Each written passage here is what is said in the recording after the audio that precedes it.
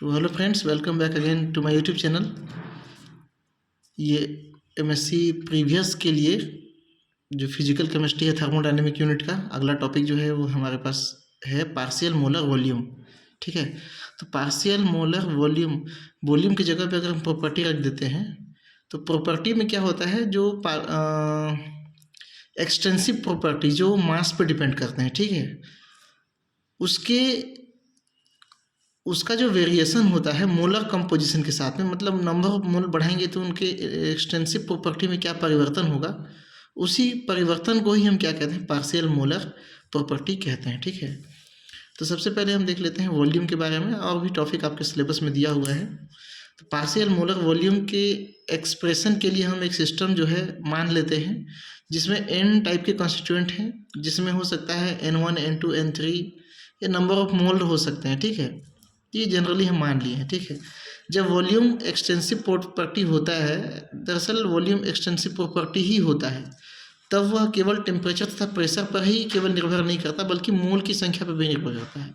अगर हम मोल बढ़ाएंगे तो उसका वॉल्यूम बढ़ेगा, मोल की संख्या घटाएंगे, नंबर ऑफ मोल घटाएंगे तो वॉल्यूम भी कम होगा। तो ये छोटे बच्चों का गणित जैसा है, तो इसमें दिक्कत नहीं होना चाहिए। तो मैथमेटिकली हमको इसको लिख सकते हैं कि वॉल्यूम किसका किसका फंक्शन है, मतलब वॉल्यूम का जो फंक्शन कौन कौन हो सकता है। टेम्परेचर हो सकता है, टेम्परेचर बढ़ाने से वॉल्यूम बढ़ता है, प्रेशर बढ़ाने से वॉल्यूम घटता है, n1 n2 n3 number of mole बढ़ाएंगे घटाएंगे तो नंबर वॉल्यूम भी बढ़ेगा घटेगा। ये सब समझने वाली बातें हैं। ठीक है, अब स्मॉल चेंजेस के लिए अगर हम इसी को पार्शियल के रूप में लिखें, है ना, स्मॉल चेंजेस थोड़ा सा वॉल्यूम में चेंजेस करने के लिए लिखें, तो अलग अलग कंडीशन पे, मतलब एक एक चीज़ को कांस्टेंट रखते हुए हम लिख सकते हैं।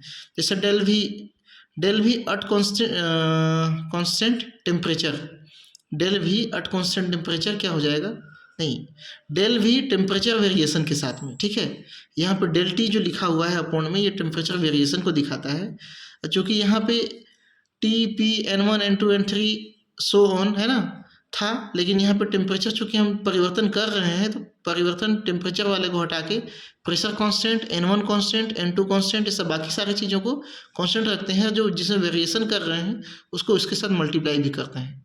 तो ये आपका डिफ्रेंशिएशन का मेथड है कि जिसके साथ डिफ्रेंशिएट कर रहे हैं उसको मल्टीप्लाई भी करना है। ठीक है, इसी तरह से del V upon del P, अब यहाँ से पी कांस्टेंट हटा दिए, टेम्परेचर बच गया और नंबर ऑफ मोल बच गया। ठीक है, उसके साथ में यहाँ पर डेल पी के साथ मल्टीप्लाई करते हैं तो ये डिफ्रेंशिएशन होता है, हम डेल वी को डिफ्रेंशिएट कर रहे हैं। ठीक है, अब डेल वी को मोल्स के साथ में अगर डिफ्रेंशिएट करेंगे n1 के साथ में तो n2 n3 है, टी पी दोनों है। ठीक है, लेकिन यहाँ पे n1 के साथ में मल्टीप्लाई करना पड़ेगा, n1 यहाँ से मतलब विलुप्त हो जाएगा। इसी तरह से ये लंबा चेन बन सकता है ना, तो इसमें दिक्कत नहीं है। अब अगर हम कांस्टेंट टेम्परेचर प्रेशर की बात करते हैं, मतलब सिस्टम को हम टेम्परेचर कांस्टेंट रख देते हैं, प्रेशर कांस्टेंट रख देते हैं, दोनों क्या हो जाएगा, डेल टी डेल पी परिवर्तन उसमें जीरो हो जाएगा। तब इक्वेशन क्या होगा, केवल नंबर ऑफ मोल्स पे डिपेंड करेगा, मतलब टेम्परेचर और प्रेशर को हम पहले ही यहाँ पे कांस्टेंट कर दिए, किसके साथ में, वॉल्यूम परिवर्तन के साथ में, तो जो भी परिवर्तन होगा मोल के कारण होगा, नंबर ऑफ मोल्स के कारण होगा। Del V upon del n1, del V upon del n2, अब मल्टीप्लाई करना है n1 के साथ में n2 के साथ में, बाकी जो वेरिएबल है उसको यहाँ पे आपको लिखते जाना है। जैसे n1 लिखे हो तो यहाँ पे n1 छोड़ दिए, बाकी को लिख दिए, यहाँ पे n2 है तो फिर यहाँ पे n2 छोड़ दिए, n1 n3 है, सो ऑन। ठीक है, तो ये लंबा चेन बनेगा। अब राइट साइड जितने भी यहाँ वेरिएबल हैं, ठीक है, राइट साइड में जितने भी यहाँ पे टर्म जो है वो क्या बताते हैं, पार्शियल मोलर वॉल्यूम को दर्शाते हैं। ठीक है, इसको बार से सिम्बलाइज किया जाता है। कैसे किया जाता है, देखो यहाँ पे मैंने लिखा है, जैसे ये वी वॉल्यूम के ऊपर में हम क्या लगा दिए, यहाँ पे बार का चिन्ह लगा दिए, तो 1 हम यहाँ पे लिए हैं, मतलब n1 मोल के लिए अगर हम लेते हैं तो यहाँ पे v1 यहाँ पे लगा देते हैं। तो ये क्या बताता है, वॉल्यूम का n1 मतलब मोल के साथ में वॉल्यूम में क्या परिवर्तन हो रहा है वो उसको बताता है, मतलब पार्शियल मोलर वॉल्यूम बता रहा है। ठीक है, V2 वाला क्या दिखाएगा, n2 के साथ में दिखाएगा, n2 के साथ में क्या परिवर्तन हो रहा है वॉल्यूम में, ये भी क्या दिखाएगा, उसका पार्शियल वॉल्यूम को ही दिखा रहा है। ठीक है, अब इक्वेशन जो है वो कुछ इस तरह से हो जाएगा, del V temperature pressure constant है तो डेल वी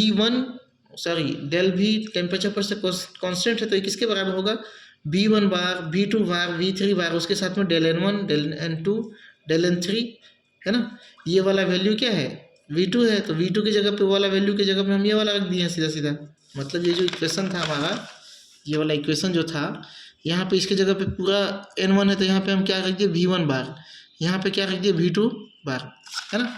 इस तरह से हमारा एक जनरल इक्वेशन आ गया, किसके लिए, पार्शियल मोलर वॉल्यूम के लिए, ठीक है। अब इसी को अगर हम ये मान लें कि हमारे पास जो मोल का जो लेवल है वो कितना है, आइथ नंबर तक है, आई नंबर तक है, तब आइथ कंपोनेंट के लिए इक्वेशन कुछ इस प्रकार होगा, V I bar is equal to del V upon del N I.